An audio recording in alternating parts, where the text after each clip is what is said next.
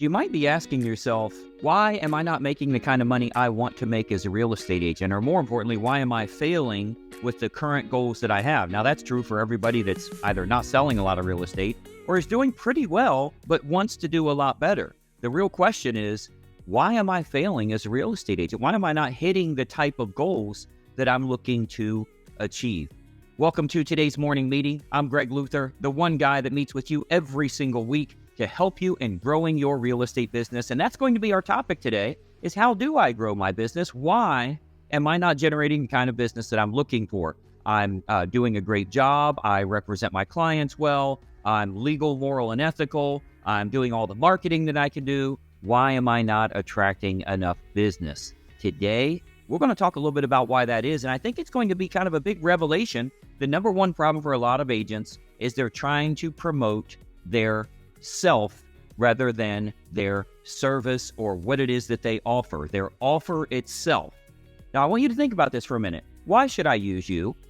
If you start telling me about you, if you start telling me you can negotiate in my best interest, you'll protect me, you're always available, customer service is important to you. If those are the sorts of things that you're saying, nobody wants it. Let me give you an example. Let's go to any other industry in the world. Let's go to insurance agent. Let's go to new construction salesperson. Let's go to a car salesman. Let's go to a financial professional. Do you think any of them would do well if they said, well, I'm going to represent your best interest. I'll make sure that nothing happens that you would get in a lawsuit. I'll unlock the doors for you and I'll negotiate for you. Nobody is going to have an interest in that offer. Can we fix it today? Can I show you what you need to fix so that you can attract a lot more business? Stop talking about all the things that you can do for them and trying to sell yourself rather than your service, or more importantly, the real offer that you have for buyers and sellers to choose you in lieu of all other options. If what you have, like let's say you're a financial advisor, okay? Well, the reason you want to use me as your financial advisor is because I really care about your business and customer service is important, and I always answer the phone, and I'll negotiate for you, and I'll protect you. I'll make sure you don't make any mistakes, and you'll have someone on your side rather than the big bad stock market or the big bad mutual fund market or the big bad 401k market. I'm going to be the one on your team. You ain't using that dude. What are you talking about? Well, I have a new car dealership. I run the most successful Mercedes dealership there is here. And if you go with me as your salesperson, I'm going to represent your best interest and I'm going to negotiate on your behalf. And I'm going to make sure you don't get yourself into a law. What are you talking about? If you sell yachts, if you sell new construction homes, why are you saying these things and then wondering why nobody wants it? Would you want that? If the life insurance salesman came along and said, I'm going to represent you, I'm going to make sure that you're okay, I'm going to help you to fill out the forms, I'm going to keep you out of trouble. What are you talking?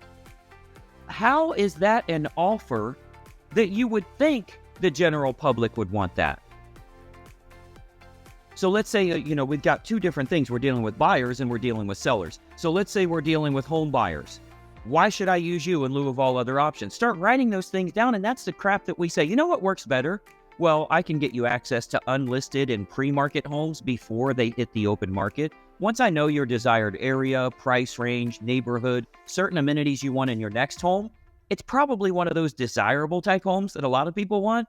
The vast majority of those never even make it to the open market. I have a proprietary marketing approach where once you tell me what you're looking for, I can go out and find those properties before anyone else knows they're for sale. Not only do you get better homes that match your criteria, you will never be in a multiple offer situation because you're the only buyer that knows it's available. I can get you a better deal on a home that matches exactly what you're looking for. Is that something you'd be open to?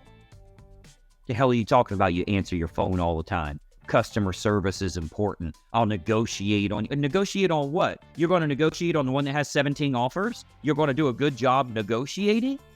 This is how. Now, you know what happens? A lot of agents, wait a minute, that's a pocket listing. You can't have a pocket. How about if we fix your business?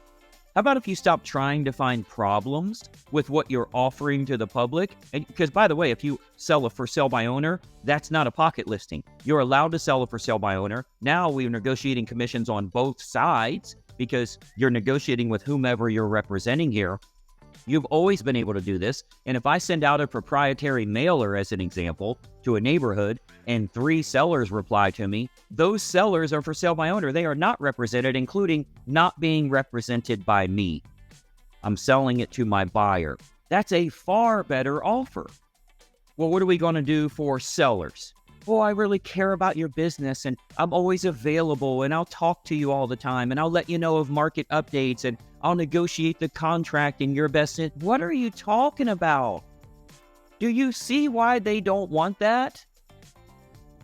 How about this? Well, Mr. and Mrs. Seller, I use what's called a target marketing approach, where we can use mailing list brokers, marketing list brokers to acquire lists so we can market directly to the most opportune buyer for your property. As an example, you've got a fenced yard here. Someone that has children or pets, they'll pay a premium for that if we can market to that and feature that amenity. I noticed you've got a wine cellar right here. We can market to those that subscribe to Wine Connoisseur magazine, that go to local wine tastings, that are otherwise collectors of wine, or that is an affinity for them. We can market directly to them because that's going to be a big selling point for them. I noticed you've got a first floor primary bedroom, master bedroom. You're not going to make me woke. It's a master bedroom. I have a first floor master bedroom and all of the other bedrooms are upstairs. Well, guess what? That's going to an older couple. That's not going to a younger couple. Because if they're still in childbearing years, they're going to want to be on the same level. Does that make sense? So now we're marketing to the most opportune buyer. Oh, your home is $500,000? Well, we're going to need to market your home to those that have an annual household income of $150,000 to $200,000. That's the most opportune buyer. I can get a list. I can market directly to them. Can you see how that's a big, big difference compared to someone that says, we're a fast-growing company. We're well-known for relocation. We have a Sunday morning TV show. We got a magazine ad that we run. We get 78 billion clicks on our website. All the crap that means nothing to homeowners. If you want to stop failing as an agent, stop failing with the offers you're putting out there. Nobody wants that. Nobody has an interest in that at all.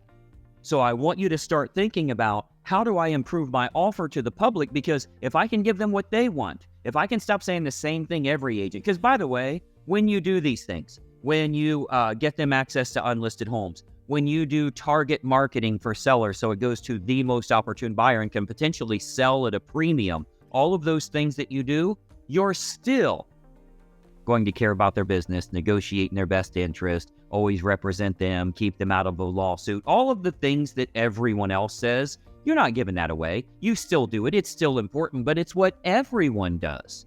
That's why you have them. But we have an offer that they're interested in. You want to stop failing as an agent? Stop failing as a salesperson. Stop failing as a marketer. Stop putting shit out there that nobody wants. If you walk into a singles club and there's 300 people in there of the opposite sex that spent 2.5 hours getting ready to attract a mate, if they're not interested in you, don't you dare walk out of there and talk about those leads are no good. You suck. They're not interested in what you offer. They spend 3 hours. How does this look? I don't know. Does this make me look fat? Does this look good with it? Should I wear these shoes? I don't know. They're doing everything they can. They want it so bad. They just don't want what you offer. Maybe we should go home and brush your teeth.